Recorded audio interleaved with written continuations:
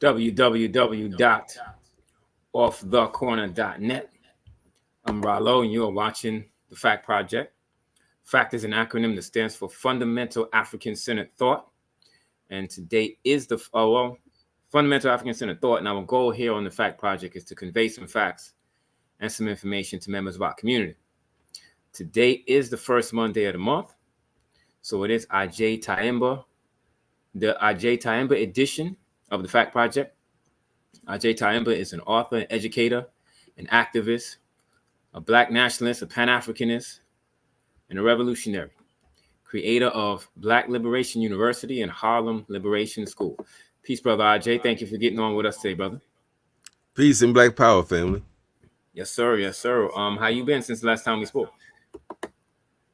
Write down my laundry list of complaints, but I don't think any of your listeners would care to know. I'm doing well, man. All things considered, man, I'm tremendously blessed, and I am exceedingly grateful for being here. 56 years of age. I had a birthday on April 25th, and I grew up in Harlem at a time where we were getting constant news reports that Black men in Harlem would not live past the age of 21. To be 56 in those conditions with medical issues and all that, man, I feel really blessed, honestly. Yeah, and I remember those days in the 90s when they talked about how the average age of a Black man was 25. And if you live past the age of 25, that was like a miracle. And so that's how bad the violence was in the street. But brother Agyei, before we get started having our conversation, I do want to mention that CMOTAP, the Committee to Eliminate Media Offensive to African People, has launched a campaign against Netflix because of their animated reboot of Good Times. Not sure if you heard about this campaign, but CMOTAP has written an open letter to Netflix, and that appears on offthecorner.net. So anyone wanting to get involved with the activism can go to offthecorner.net. You can copy paste that letter. You can put that in an email. You can print it out, snail mail, and send that over to Netflix to express your discontent with the way they are portraying us in this animated reboot of Good Times. There will be a demonstration, brother Agyei, and everybody watching. There will be a demonstration in front of Netflix headquarters. That's going to be this coming Wednesday, June the 5th. And people will be gathering and beginning to meet around 5 p.m. in front of 888 Broadway in New York City, in front of the Netflix headquarters. Now, brother Agyei, have you seen this Netflix animated reboot of Good Times? Have you caught wind of this?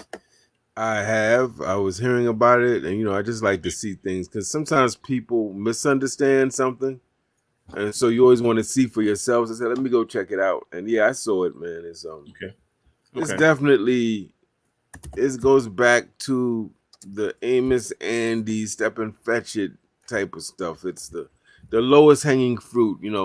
We're going to do something that's funny about Black people. What's funny? So immediately what comes to their minds are all the negative tropes and archetypes and stereotypes. We like watermelon, we pull, we curse all the time, we yell even when the person's right there. We certain types of dress and certain types of activity promoted, and it's just ridiculous. Yeah, I definitely support CMOTAP in that effort.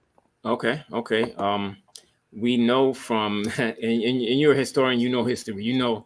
Before you practice genocide on the people, you have to assassinate the character of those people. And so, we've seen this happen as it relates to genocide to the Native American people that were already here. We saw this happen in Nazi Germany during World War II. And we're living history now by seeing what's going on in Palestine as it relates to Palestinian people. So, this is not a far-flung concept. This is not nonsense. This is actually real. But anyway, brother Agyei, last time you were on, you talked about the campaign you had launched against Syracuse University. Now, we get new viewers all the time. So just walk it back a little bit. What sparked the outrage against Syracuse University? And then give us the update on what the latest is in that campaign. Sure. So those of you who know about the Black Power movement know that Black college students during the 1960s, fueled by the Black Power movement and fueled by the teachings of Brother Malcolm, demanded all around the country Black Studies departments. They may have called them departments. Some of them wanted programs, classes, and through intense struggle, they were granted these departments. But over time, those departments became dilapidated. Didn't have enough faculty. The university didn't keep their their stated at least commitment to these departments to fund them properly. So starting in the 80s and even up to now, a lot of these departments are falling off. So at Syracuse, where there was great political activity around establishing such departments, I found out, and other Black alumni found out, that the department didn't have a chairperson. The library didn't have a librarian. The MLK library, wasn't connected to the larger university system. So people couldn't go to another library and even know that this library existed on campus, or even know that there were certain books they were looking for in the library. So that kind of an isolationist sort of move, right? And so some of us just mounted a campaign, called certain people, put pressure on them, call them every day, 6, 7, 8, 9, 10 times a day, ask them, tell them we want a chairperson, we want something done. So the department was granted a chairperson, an interim chairperson, who will be there for 2 years. The individual happens to be a brother that I knew as a young undergrad at Syracuse. He was a grad student, and he eventually became a professor, and eventually became a leader of sorts at the university. A brother from Brooklyn, who has apparently helped to improve another department on the campus, and now he's at the Department of African American Studies. And although people like myself included, and the department and other alum, don't like the fact that he was appointed without conferring with the department, that's kind of whack. It's kind of a colonial empire move. At least it's him, because it could have been somebody that knows nothing about African American Studies, has no relationship, no history, and he does have a relationship with the department. He's a fellow of the department. His master's was paid by the department, so there's a relationship there, so to speak. Yeah, to say anything else would be premature. I will say, family, stay tuned, because that battle is over, but the war is not over. It's still much more to fight. We have to talk about now, how do we build the department? How do we make it state of the art? How do we help take African American Studies from the college campus to the streets, to the single parents, to the teens that are lost and turned out and going in nefarious direction? How do we make this academic discipline department relevant to Black people who don't go to college? And why should you have to go to college to get Africana Studies?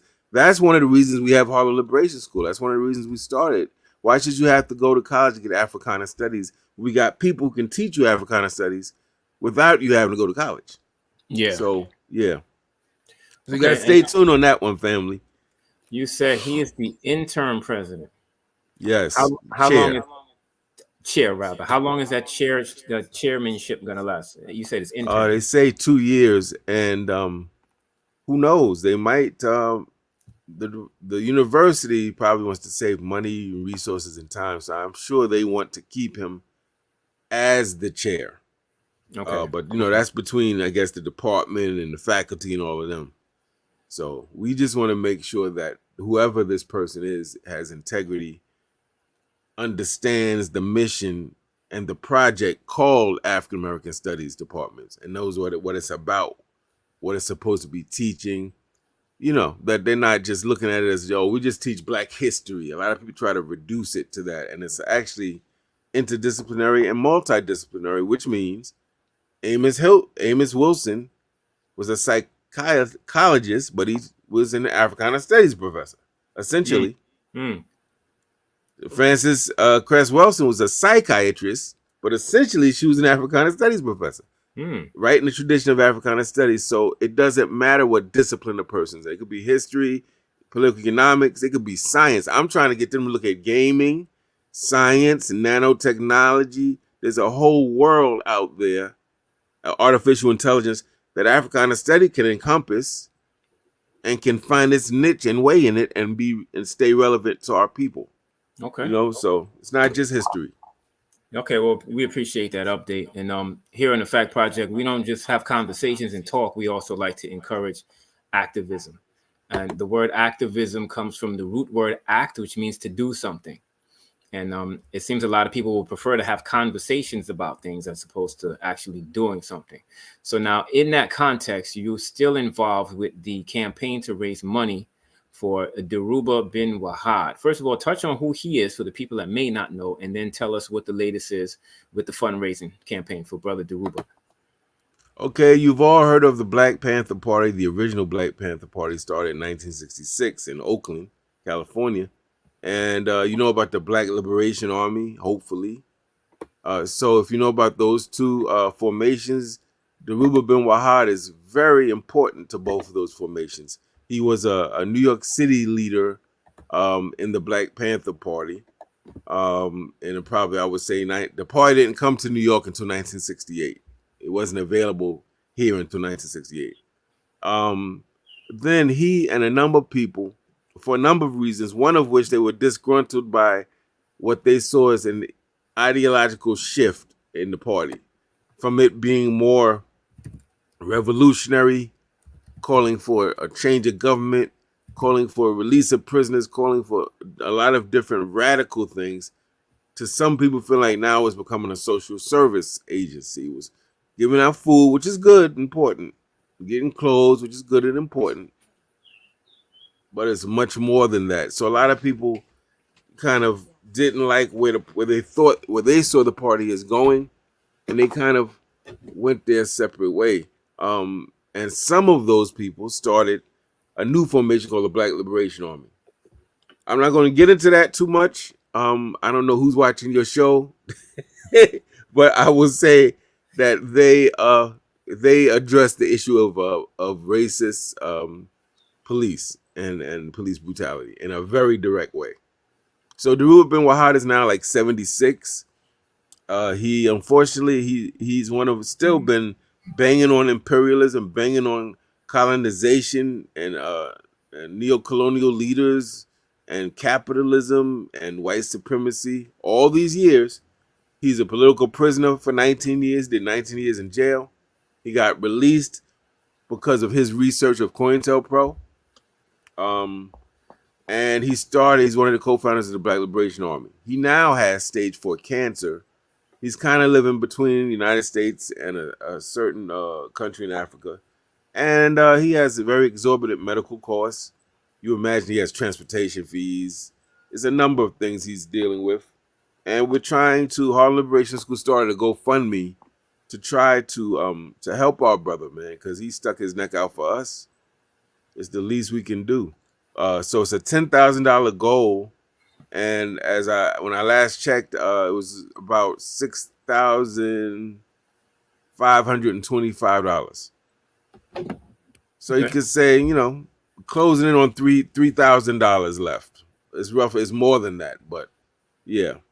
So you have people step up and donate. Yes, sir. Yes, Nice. sir. We have I don't know if you have the link, I but just posted the link in the chat. The GoFundMe link is up. So if anybody wants to go to that GoFundMe to support Brother Deruba bin Wahad, the link is there. So we would encourage people to go ahead and do that. Now, Brother Agyei, when I was coming up, Medgar Evers College had a community radio station. And I don't know the name of the show or the brothers that won it, but there were brothers on there. They were like hardcore Pan-African and Black nationalists. And the first time I heard the name Deruba bin Wahad was on their show. The show mm, was on Tuesday evenings at around 6. I wish I could remember the name so I could salute those brothers. But Brother Deruba was one of the names they talked about a lot. And they talked a lot about Brother John Watusi Branch from the mm, African Poetry Theater in Queens. You familiar with him? vaguely, very Okay. vaguely. Okay. Yeah. Yeah, he's has since made transition, but he started the African Poetry Theater in Jamaica, Queens, and they hosted a lot of events. I saw a lot of speakers there. Any number of people came there. Dr. Ben, Dr. Clark. I saw M. Fundishi Jehutimis. I'm not sure if you're familiar with him. He's out of Harlem. I saw him there. I saw Mm, Charles Barron spoke there.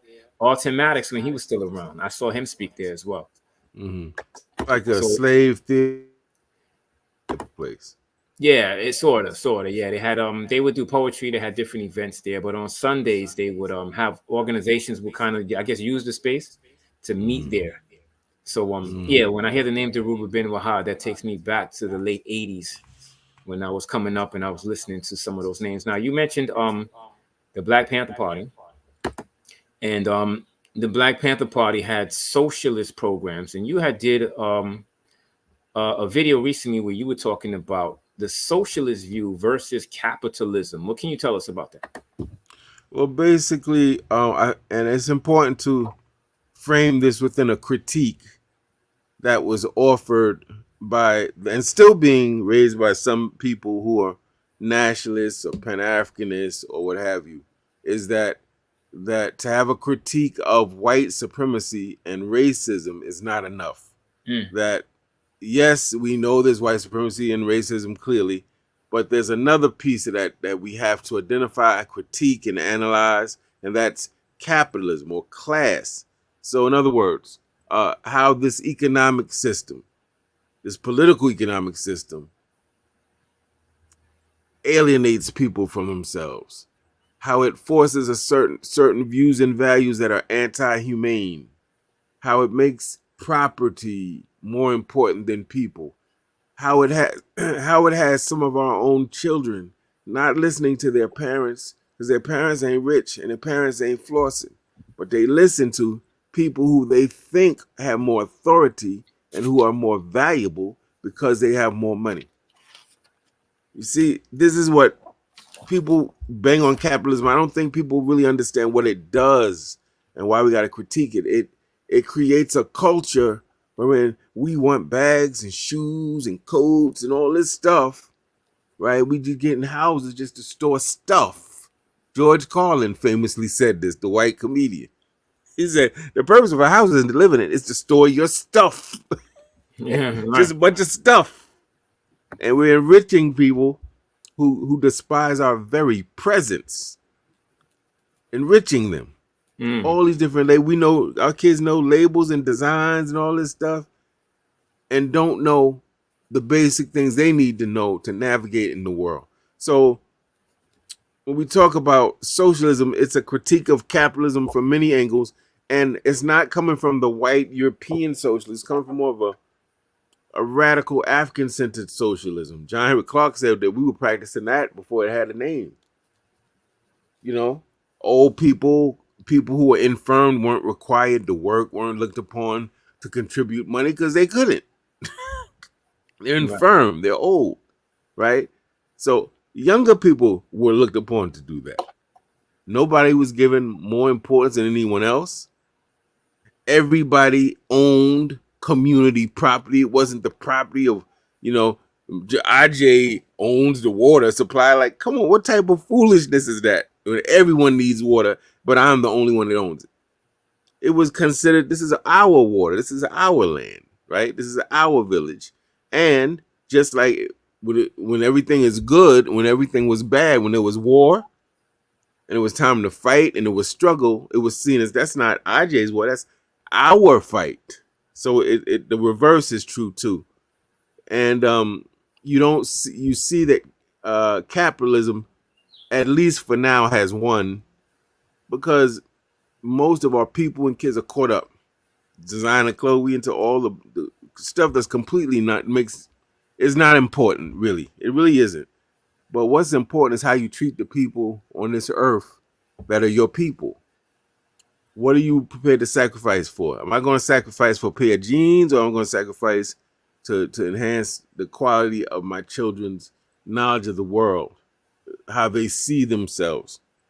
When they look in the mirror, do they see themselves as beautiful, melanated people, human beings capable of anything as long as they do the work and study? Or do they see negative stereotypes? I'm not good enough. I'm not slim enough. I'm not curvy enough. I'm not this enough. So look what capitalism does. It got our sisters going out here scraping up money, getting butt implants.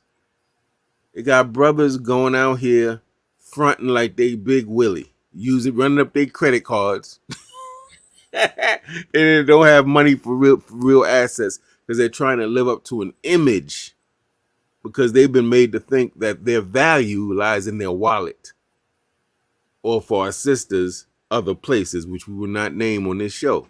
And that's not the key. Your value lies here and here, family. It's in your character and your intelligence and your willingness to provide service to your community, to your family and your larger community.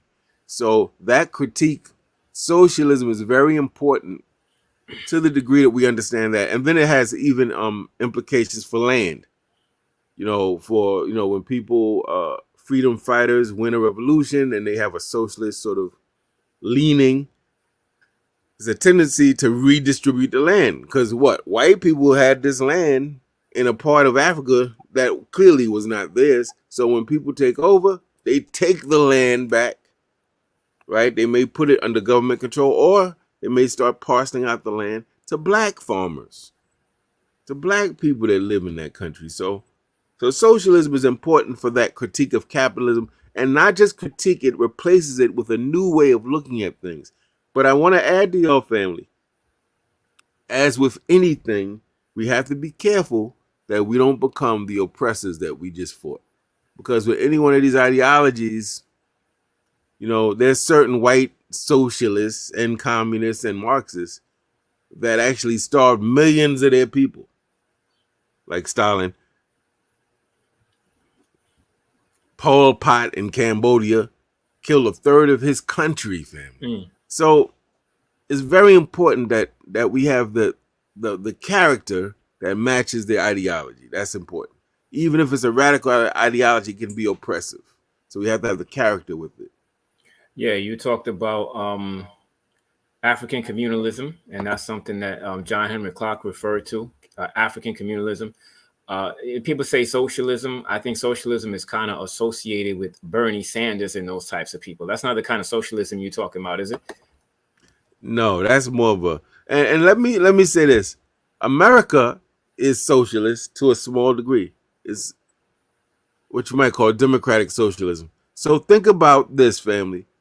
If your house was burning down and people were shooting up your apartment building, but you didn't have the money, so you didn't make your contribution to the police, and you didn't make your contribution to the fire department, so they let your building burn.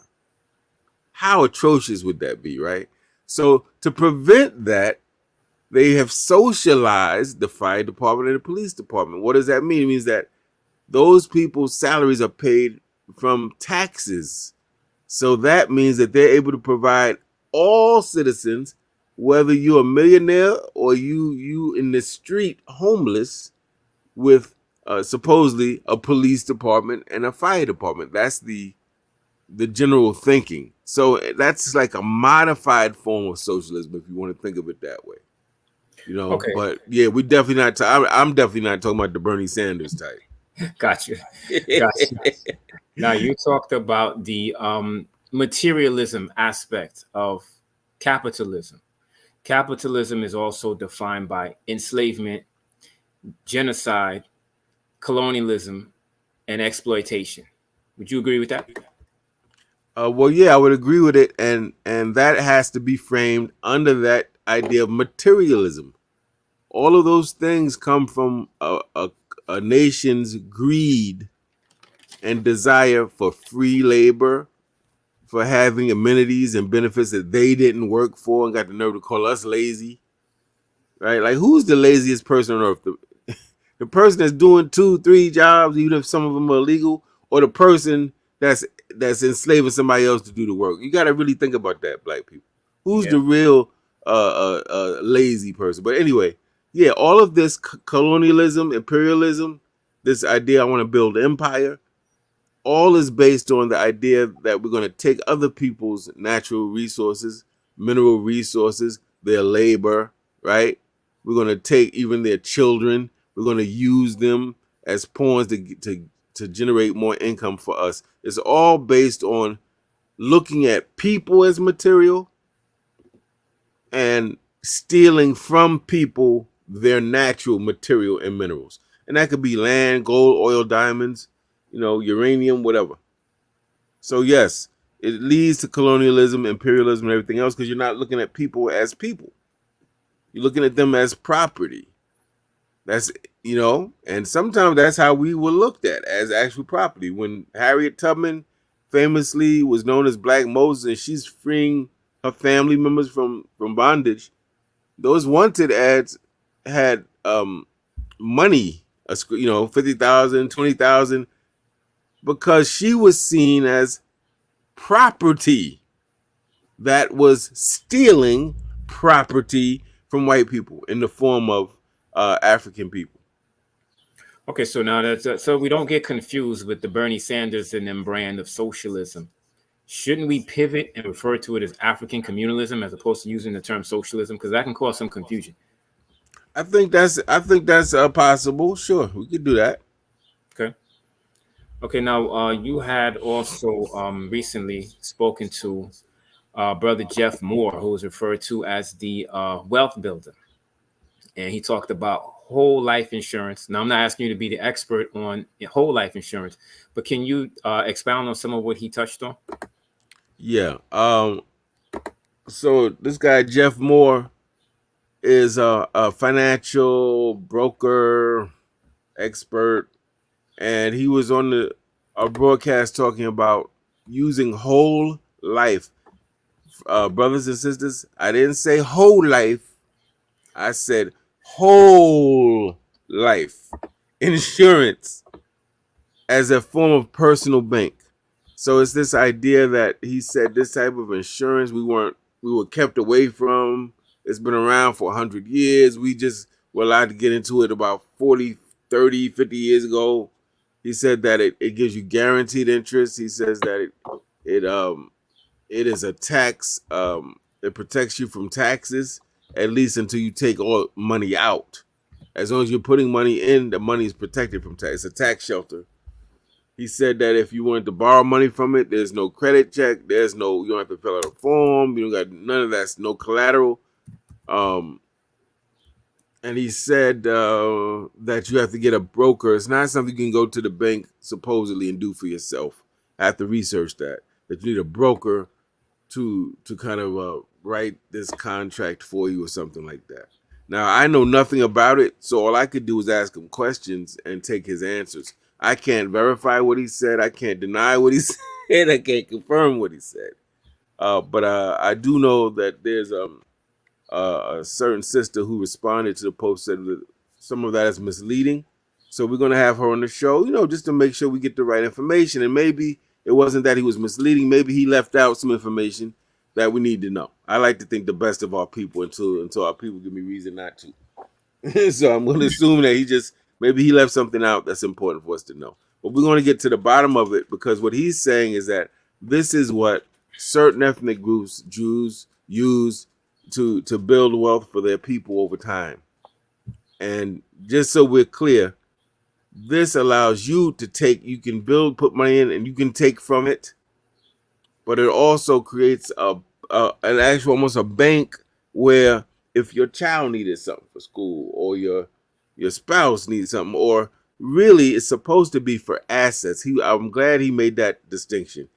I've been on YouTube. I see, we always got the flashy brother, and he's, with the one gold tooth, and he's telling, yeah, brother, you get in this. I got a car. And he said it's not for that.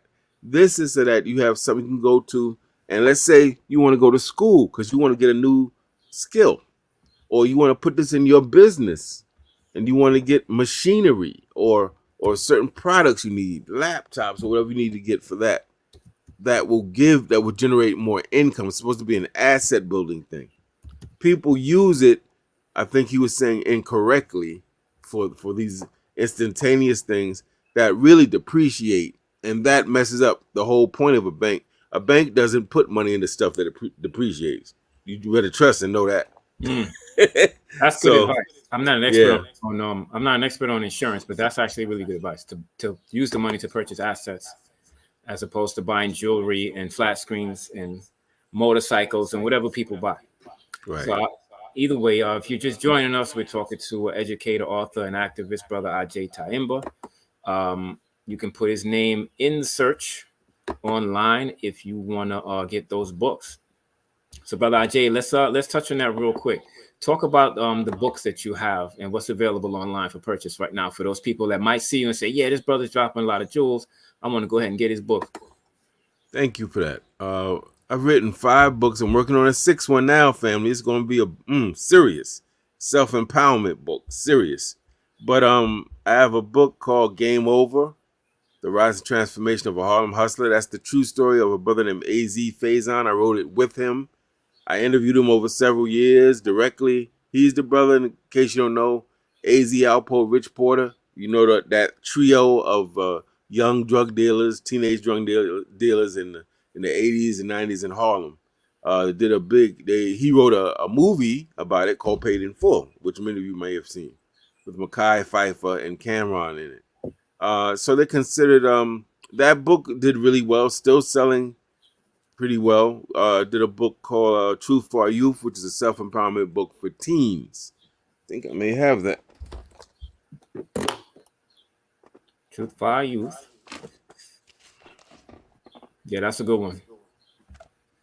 And those people on the cover, they're in high school. But when we started a school 24 years ago called Knowledge and Power Preparatory Academy, the students on the cover there were some of our first 5th graders that we started the school with, 3 classes of 5th graders. So 90 students, and we grew that from 5th grade to 8th grade. And so that book is good for our young people.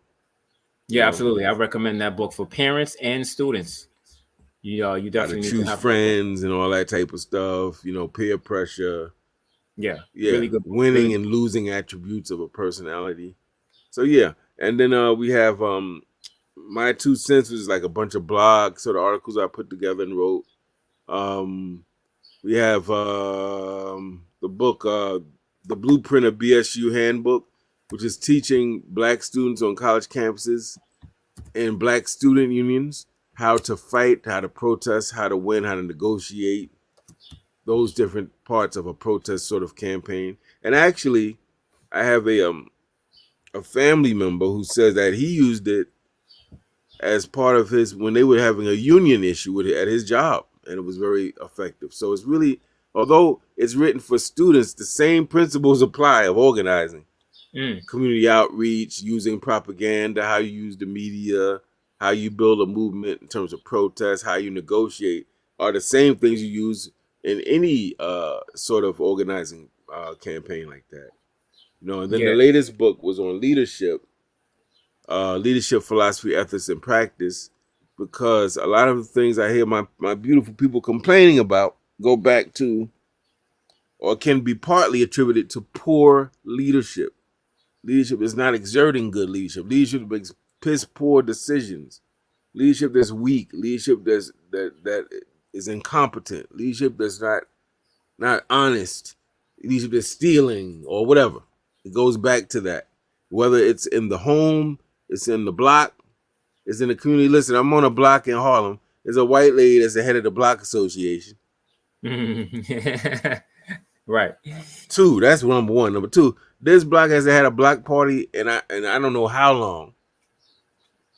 And I've heard a person that was on a community board tell me to my face, "Hey, we don't like your block, and that's why y'all don't have block parties." Huh? That's leadership. The block had appropriate leadership that stepped up, then some of those things would change.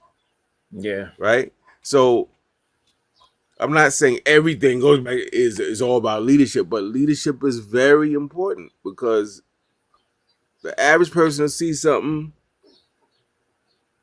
complain, "Man, we working 7 days a week. Man, they got my little kid working, and he's only 9 years old. I got hurt and I couldn't come to work and I lost my job."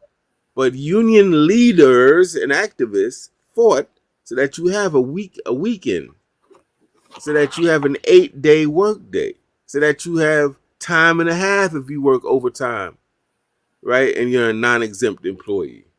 So that if you get hurt, you have insurance. All those things came from leadership. That's what I'm trying to get people to see. Like, a lot of things that we sit on and we benefit from came from people who weren't satisfied with just complaining in the barbershop. They said, "Now we got to do something about this." Street lights.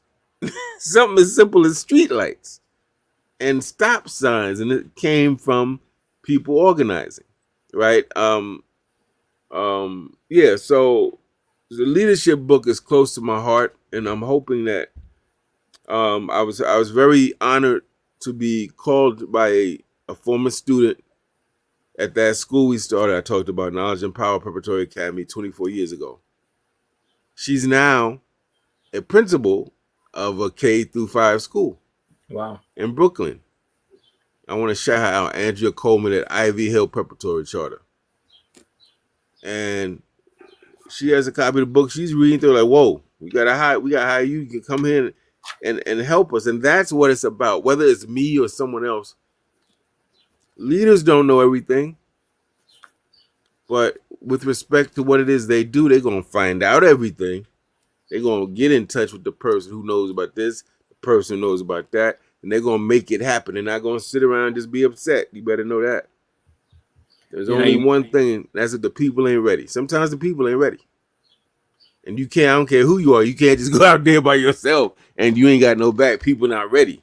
that's true. You can't go farther than the people ever. That's rule number one. That's true. You talked about a sister that has now become principal. Is it safe to say that who you are is a matter of what you've been exposed to, and this gave rise to her becoming principal?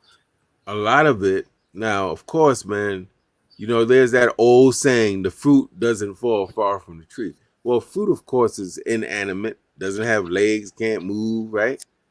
And whereas that may be true with people, in the case of people, our history has so many stories of people whose parents may not have been the most proactive, African-centered, whatever, may not have been in the home, may have been using drugs, whatever they were doing, right? But the child took it upon, made choices to say, because I see that and I don't support that, I'm not going that way. I see that and I'm into that, and that seems to lead to good. I'm going that way. So, but however, the studies show that kids are largely, and adults are largely impacted by what they are exposed to and by what they are not exposed to. Sometimes it's what you're not exposed to that kill you. Mm. You know? Can you give examples of that? Yes, sir. So it's a balance. If I grow up in a home, hypothetically, and everybody's shooting when they have arguments, the way they solve it is shooting shooting at each other, or stabbing each other up. That's something I'm directly seeing all the time. So I may have a proclivity for violence. I may grow up thinking that violence is the first thing I resort to when I have a conflict, or violence is permissible, or violence is okay. Or if I grew up in a home where unfortunately the father was beating up on the wife or the mother, I may grow up thinking as a young lady child, a female child, I may grow up thinking that although I didn't like hearing those screams from mom and I didn't like her face looking messed up, when it happens to her, she may think it happened to mom. Maybe that's part of the story. Right? Not necessarily, but she might. And you notice that there's generations of that sometimes. That the dysfunction or the toxicity you see happens in generation after generation. Yeah, that's something that. But in that same home, let's say they have an uncle living with them.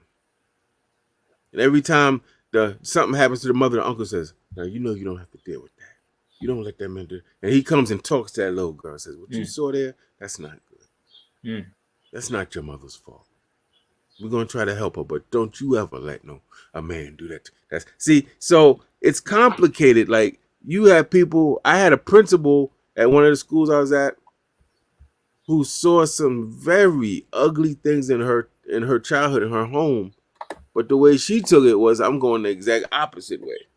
I'm not going to go the route. She didn't mess with the drugs. She wasn't messing with some of the organizations around the way that was involved with the violence. She was more selective with some of the guys, and she made certain choices to move in a different direction. And like the young lady I talked about, she became a principal. So she saw it as that's because she saw the education was the little school they had. She didn't eat at home. she ate in school. Mm. You understand? So for her, school was a harbor of safety. So when she got older, that's what she did. So that can go either way. But let's put it this way: there's no guarantees. You can raise a kid. Malcolm X and Assata Shakur could have got married and raised a kid, and that kid could have went the wrong way. So we don't want to say it's always the parents, but we do want to say this: if you want to give your kid the best chance, all things considered, you want to expose them to wholesome stuff, good stuff, not a bunch of sexual assault in the hip hop, not a bunch of what that end say. I'm gonna kick that end. What? I'm gonna shoot. Because then it'll be difficult to get mad if they represent that, because that's what they've seen and know. And then once it's embedded, it's hard to what? Extract it. You ever had a tooth extracted? No. I did. Okay. And man, you don't know how, a tooth is long. We see it here, we think it's like this, man. When they pull that tooth, they pulling. It's hard to extract something that's deeply embedded. So what we want to do as parents and caregivers is try to give them the best. And obviously we all fall short. So speaking to your point, yes, exposure, what we expose them to, what we fail to expose them to are equally important. And that's very important that we take that into account as parents and caregivers. So you hear this knowledge, people. Get online. I posted the links in the chat where you can go and find Brother Agyei's books. And Brother Agyei always says, stop playing and buy my books. So I will echo that same sentiment. Stop playing and go ahead and get Brother Agyei's books. Now, Brother Agyei, we talked about capitalism and how it leads to materialism. And I don't want to promote any drug trade, but we know a lot of the history of the drug trade in New York City is linked to materialism and this need for capital. You mentioned drug trade. I was suppose in Harlem that you wrote, about. Did that conflict at any point with the Supreme Team out of Queens in the 1980s? The book? Well, the book or the people that were profiled in the book? Not to my knowledge. The brother I wrote the book about was cool with to my knowledge, with Black Just and a lot of the brothers that was down on the Queens side. They played ball. Matter of fact, one of the scenes he talks about playing ball with a bunch of the brothers from Queens, and for $5,000, I think $1,000, $2,000 a piece, and whoever won got the money. Yeah, so I think that they had a kind of from what I now remember, this is from what I'm gathering from him, and what he said was they were pretty much cool. Okay. Okay. So to pivot, former President Donald Trump was convicted Thursday on 34 counts of a whole bunch of different improprieties, including falsifying business records and so forth. I would be remiss if we didn't bring it up. What is your perspective on the trial and the outcome so far? Malcolm, famously in his grassroots speech in Detroit, he referenced a reverend named Reverend Albert Cleage. He became known as Brother Juramanji, who started the famous Shrine of the Black Madonna. He Africanized this reverend. But he famously said, Reverend Cleage said he don't like it. And if he don't like it, you know what it means to me, right? Meaning he's moderate. So if he don't like it, I'm radical. I don't like it. I was in church Sunday, and the pastor of the church, my childhood church, he got up and he said, much to his credit, he took a good 5 minutes before his sermon, and he talked about the whole issue. He broke down, the fact that Donald Trump was accused, and he's guilty of what he was accused of, right? But back in the day when the so-called Central Park Five was being accused of rape, which they were innocent of, he took out a full-page ad, I think in the Times. I want to say the New York Times or the Daily News. It was New York and Times. He called for them to be killed. He called for them to get the death penalty. That's serious, man. Right? And now he was making the point that back at you. Now it's maybe we should take out You're A right. full page ad. Of course, he's being facetious. He's a Christian minister. I don't think he would advocate that. But so, in a way, to say, if he's upset with it, you know what I think about that. Number one, Donald Trump is a failed businessman, failed husband, and the only thing he's been successful at is continuing to operate business, even though he's failed at business, living on borrowed credit. I mean, he's lied. He's a misogynist, clearly. Um, Definitely somebody that doesn't respect women, and more than just not respecting women in this abstract way, no way you may speak or think of them. He actually is brutal with women in a physically abusive sort of way with women. It's also very dismissive, very objectifying. Oh, I want that one. Like he's picking out a lollipop or a TV. I want that one, right? I think that I give respect to all of the people who are involved. Alvin, I think his name is Alvin Bragg, in bringing this to light. But I would caution black people. We're the people who have a whole holiday celebrating that we learned we was free 3 years late. And we celebrate that. Right. So I would caution us to participate in parades and celebrate too soon, because I have a funny feeling. See, I want you to think about this. Obama, who I wasn't a big supporter of for obvious political reasons. Think about Obama. Think about if he had led essentially an insurrection at the White House as a sitting president. Think about some of the comments Trump has made if Obama had made them in reverse. And think about if Obama had been convicted of all these things. First of all, would Obama even be able to run for president? They'd have had Obama buried, literally or figuratively, under the jail. He is a traitor to his own country. Clearly. He is proven to have been involved in trying to manipulate the presidential election with the help of Russia. Traitorous activity, you're a sitting president. Just on those two things alone, constitutionally, he should be in jail at minimum. Because y'all know, watching, usually there's two consequences for being a traitor. That's death by a hanging or firing squad, or jail. And that's almost every country on this planet, right? That's how they look at traitors. So to me, it's amazing that he's even in a courtroom to be in a trial. He should be in jail already. He should have been in jail.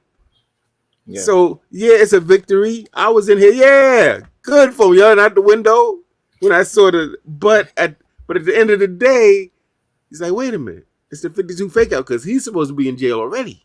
Right. He's not supposed to be out in a trial. He's supposed to be what he has done.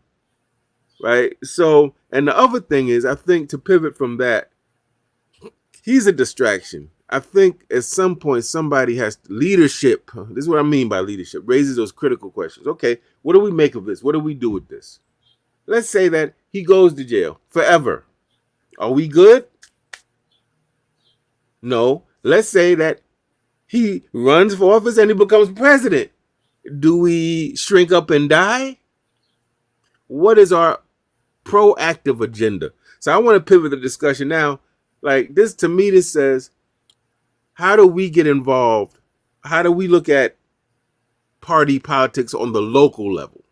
I'm not even going to talk about the presidents, but on the local level, where it affects business contracts, it affects school budgets, and it affects whose streets are cleaned up and what the sanitation workers are paid, and all. It affects a lot of things on practical levels, right?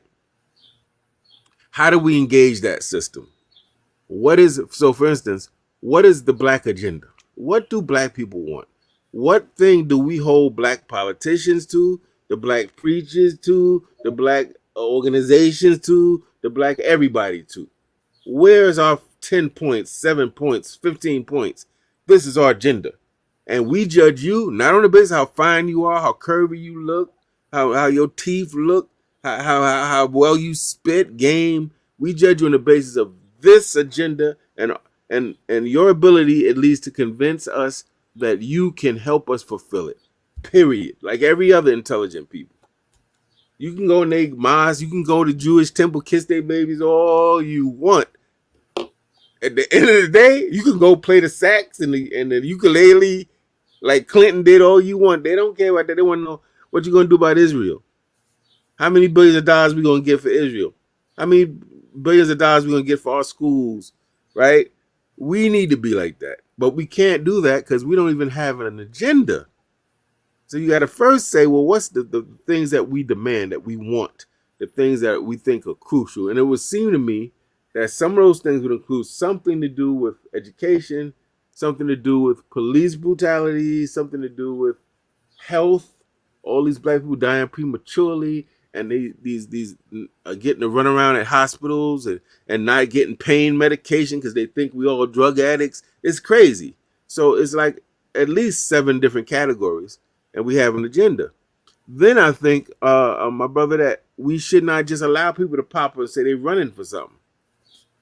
Right? We should start vetting people to run for offices for New York City Council. You can do a lot of good work in the New York City Council, family, those y'all watching. And, I'm not a big supporter of America's institutions, but we're here. They ain't going nowhere, and we ain't free yet. So we may have to start mastering some of these things and learning how they work so that when we have a nation, we know how to govern a city, govern a nation, write legislation, run elections. I don't know about you, but I don't have that experience. So running for a city council and being a council person would give you that experience, but you have hearings, you hold people accountable, you have discretionary funds, you can throw a little something over here to this black nonprofit, to this black school, to this black organization. There's things you can do. But I think we have to stop just letting people pop up and run for office because they see it as a come up. We have to start saying, these are the qualities we want in a elected official. This is our agenda. Who in our community, forget who's thinking about running, who in our community right now shows and proves that they have this that we're looking for right now? Not they telling us. Who has shown that they speak out, that they go against the cracker? Excuse me, I know who's watching. I'll say it nicely for y'all, for the white man, the good white people. Who has shown that they go against them, are fearless, loves us, sacrifices for us, has honesty and integrity. Boom. Right? And has the ability to network and make things happen and win campaigns. And then we need to go deliberately to those people. Be like, yo, sister so-and-so at the church. Brother so-and-so, he could be in the Masonic Lodge. I don't care where he is, but this brother has been fighting. Brother so-and-so, down with the Republic of New Africa. You down, whatever you down with. We need you. We need you here. Would you consider running with this agenda? And once we do that, I bet you the political terrain will change for black people. Because that's how it can't be people just get to, I'm just going to run for something. Like, what? Who are you? We should always be saying, who are you? Why do you deserve my vote? And I don't need my baby kissed by you. I need to know what you're going to do about these things. It's like for us, if anyone ever watched Boardwalk Empire, they'll get it. Boardwalk Empire is talking about a real guy, Nucky Thompson, in a fictitious way. He's a mobster, but he's also a politician in Atlantic City back in the 20s, right? And they got a character named Chalky White, who's a brother who's the black mobster played by my brother who passed. What was his name? Forget his name, but he played Omar in The Wire. And to bribe the white organizations to get them to vote a certain way in Atlantic City, Nucky's people gave them money to bribe black people and the gangs to force people to vote a certain way. They gave them cigars Mm-hmm. and liquor. That's You funny. see, when you see, they don't look at us with respect. Oh, we give them some cigars and some liquor. There's people not gonna go for no cigars. You have to give them money, Sure. something real that they can use, right? So that's what I'm saying. Like we have to, if we want to have that level of respect, we have to earn it by doing what self-respecting men and women do. You know, we go out and vet the politicians for New York City Council. And I'm dead serious about it. Or else you're gonna keep getting people who are whack, who are unsuccessful here. So now this is just another venture for them. A guaranteed check and a little bit of prestige. And we can't afford that. You You talked know? about you talked about the politicians that come among us and they don't offer anything of substance. Years ago, the great Omawali Malcolm X said that the system will only give us symbolic victories and never give us real justice or economic equality. So you can't just come among us, play the saxophone, say you have hot sauce in your purse, or dance the Dougie. It should be something of some economic value. Do you agree with that? Absolutely. And furthermore, we understand black people to be oppressed and colonized is to live with compromise all the time of your life. Mm. It's to compromise. Do I work for the white man? Do I get a check? Or do I? That's a compromise decision. Do I do this or do I do that? You're constantly faced. We're not an independent nation. Given that, the, the question becomes, how do I best authentically express my humanity in a way that can protect and advance mine in this system that we're in as we work to get rid of the system that is oppressing us? And that's tough, but the best of us, that's what they've done. They said, well, I'm here. How can I best exercise my Africanity, my humanity, and fight for something that's beautiful and worthwhile that other people may benefit from, but principally for me and mine? And even when people like Dr. King did it very gently and very spiritually, they killed him. So even when if they feel your compromised, conclusion you reach is threatening to them, they act the same with you as they act with somebody that's trying to bomb the White House. They see you as the same. The COINTELPRO identified as threats Elijah Muhammad, Stokely Carmichael. They said Malcolm could have been, but we eliminated him. And Dr. King. They had FBI files on Bayard Rustin. He wasn't no type of, like an armed political threat at all. He was no Khalid Muhammad. James Baldwin, he wasn't no political threat. Maya Angelou, beautiful sister that brought great beauty and humanity, but she wasn't like a revolutionary threat. So they see us all the same. If you speaking up for black people, I don't care if you poet, if you got a cookbook, if you doing the Dougie, whatever. But if they see you saying something for black, they put you in that category. Yes. So that's the thing. We have to be. Brother Malcolm said we need to be politically savvy, and savvy is the opposite of naive. Some people think naivete is it's cute, it's innocent. I don't know. No. We got to teach our people naivete is death. What you don't know will kill you. For instance, baby don't know that's spoiled, or a little toddler don't know that's poison in that bottle. It's not marked. Doesn't have a cap on it. They drink it. They're naive. Naivete politically leads people, like in Harlem. We have a beautiful state park, beautiful amenities, very nice, But what the people don't know is that idea for that park was shopped around different communities. but with the caveat, but you have to allow us to have this filtration treatment plant attached to it that's going to emit toxic fumes.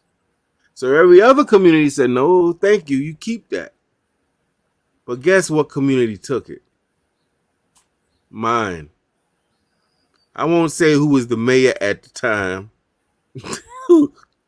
who signed off on that and supported it. But that's what I'm saying. Like, we gotta have backbone. We gotta be able to say no. We got to have an agenda. If it hurts our babies, if it's causing cancer, keep your damn state park. You feel me? And that's where the local politicians might be able to one of the ways they might be able to do something. But at the end of the day, sovereignty and self-determination, man, is always the end game for me. It's always the end game.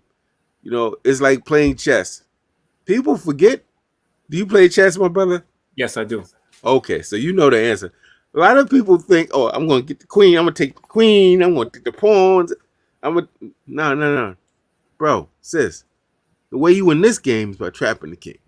Never forget that. It's very easy. If somebody, you know, when I was young, my father would be taking on my pieces, man, I would get mad.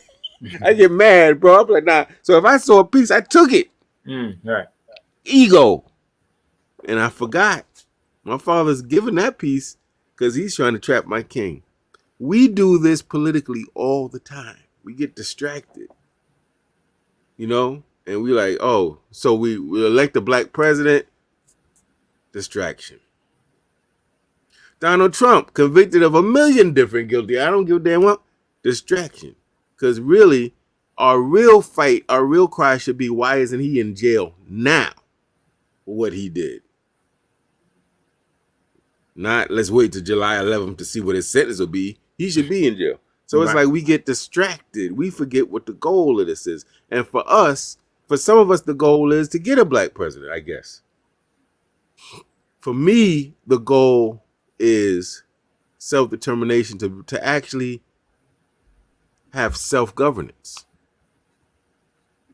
And for those who say that's impractical, and you're watching this in the United States, do understand you're sitting in a country where a bunch of impractical people fought the biggest, strongest empire in the world and beat over this issue of we want our own country. And you're sitting in the United States because those people fought. And these people had no military experience. They just threw them together into a ragtag army. I mean, that's what you do, man, when you have that type of value and love for yourself.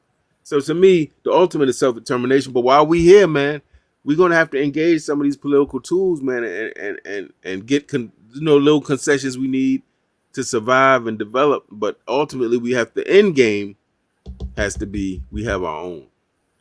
Yes, brother Agyei, we are out of time. In fact, we're over time, but on point as usual. I want to give you an opportunity to plug Harlem Liberation School and how people can buy the books online.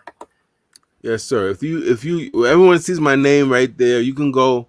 If you know what Linktree is, you can go through Linktree, or you just type in my name or Harlem Liberation School. You'll come to the YouTube channel. I ask that you humbly subscribe, but I would probably see if I can do, because I know you don't have time. So I'll just say for now, type in my name and you'll come up in Amazon. You come up to all the books. Okay. And type in Harlem Liberation School. You'll come right up to the YouTube channel. Absolutely, and I put all of those things in the search as well. When we were on, I heard from our brother Kwabena Rasuli, so shout out to him. Yes, sir. And I want to give a big shout out to Simo Tap. I would encourage everyone, if you can, if you're in New York, try to come to the demonstration on Wednesday in front of Netflix. In the meantime, though, you can go to offthecorner.net and you can print that open letter that Simo Tap wrote to Netflix, and you can copy paste it in the email, or you can send it snail mail. But either way, get them that letter so that you can express your discontent. Brother Agyei, I want to thank you for coming on here and dropping all the jewels. And we definitely man, having me, brother. Yeah, most definitely, and we look forward to talking to you again next month. No doubt.